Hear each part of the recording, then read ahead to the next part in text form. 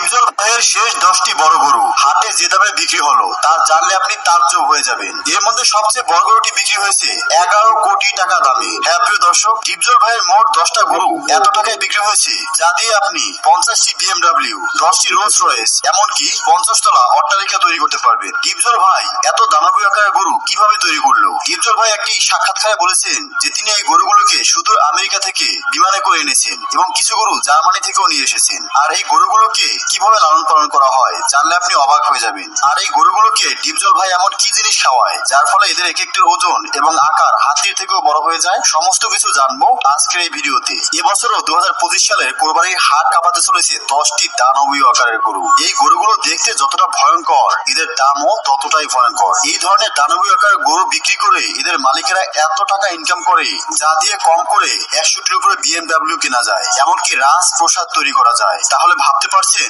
এক একটা গরুর দাম কত হবে? জানতে হলে শেষ পর্যন্ত দেখতে থাকুন ভিডিওটি। Number 10, mister Bangladesh. মেহেরপুর থেকে আনা এই গরুটিকে শুধু শরীর দিয়ে না, এটার নাম দিয়েও ভাইরাল। মিস্টার বাংলাদেশের চেহারায় ছিল এমন এক গর্ব যেন সে নিজেই জানে আমি এই হাটের সুপারস্টার। শুধু ঘাস নয়, এই গরু খায় গাজর, আপেল, শিম আর স্পেশাল ফিড। তার মালিক বলেছেন গরুটিকে আমার নিজের সন্তানের মতো করে বড় করেছি, ওকে ছেড়ে দিতে মন চায় না। প্রি বুকিং এর সময় ঢাকার একজন বিশিষ্ট ব্যবসায়ী 3 কোটি টাকা দিয়ে এই দানবীয় আকারের গরুটিকে কিনে নিয়েছেন। তিনি বলেন এমন গরু কোরবানির মাধ্যমে আসল সৌন্দর্য বোঝা যায়। নাম্বার 9, বাবু ভাই। নরসিংদী থেকে আনা এই গরুর স্টাইল ছিল পুরোই সিনেমার হিরোর মতো। গায়ে চকচকে বাদামি রং আর লাল ফিতে বাঁধা। বাবু ভাই হাটে ঢোকার সময় কয়েক শতাধিক লোক মোবাইল বের করে ভিডিও করছিল। তার খাবার তালিকায় ছিল বিদেশি খৈল, কুমড়ো ভর্তা, ডাবের পানি আর মাঝে মাঝে দই। একবার কেউ সামনে দাঁড়ালে সে কাঁধ দিয়ে ঠেলে দেয়। ফাঁকা রাস্তায় তাকে দেখলে কেউ দাঁড়াতেই পারতো না। 3 কোটি টাকা একজন টেক্সটাইল মালিক গরুটিকে কিনে নিয়ে যান। নাম্বার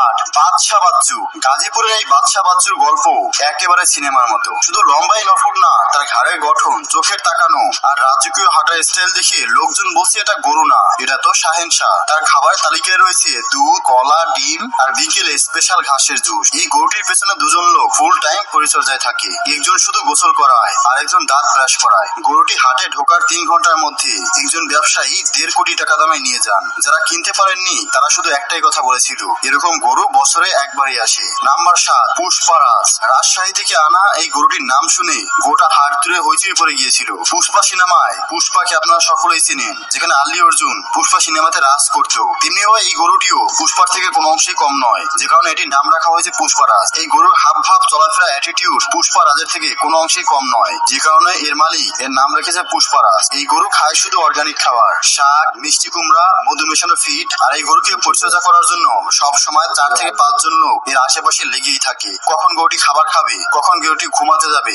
কখন গরুটি ঘুম থেকে উঠবে, কখন গরুটিকে গোসল করাতে হবে, এইসব নিয়ে তার পিছনে লোকজন চাকর বাকর লেগেই থাকে। এই গরুটির লাইফ স্টাইল কোনো শাহেনশাহ থেকে কম নয়, যে কারণে নাম রাখা হয়েছে পুষ্পারাজ। পুষ্পারাজকে তার মালিক 5 কোটি টাকা দাম চেয়েছে। তবে দেখা যাক এটি কত টাকা দামে বিক্রি হয়। একজন ইউটিউবার বলেন এই গরুটির ভিডিও পোস্ট দিলেই একদিনে মিলিয়ন ভিউ হয়ে যায়। নাম্বার 6, গোল্ডেন রাজা। গরুটিকে দেখলে আপনারা মনে হবে তার শরীরে যেন সোনার পলক লাগানো। চট্টগ্রামের রওজান থেকে আনা এই গোল্ডেন রাজা গায়ে ছিল হালকা সোনালী রঙের কালার, যা দেখলেই সোনার মতো চকচক করে। তার প্রতিদিনের খাবার রুটিন ছিল একদম ভিআইপি। সকাল 7টায় হালকা ঘাস, 10টায় ডাবের পানি, দুপুরে প্রোটিন খাবার আর বিকেলে হাঁটাহাঁটি ও তেল মালিশ। গোল্ডেন রাজাকে দেখার জন্য প্রত্যেক দিন হাজার হাজার মানুষ ভিড় জমায়। অনেকে দূর দূরান্ত থেকে এসে সেলফি তুলে বলেন ভাই এই গরু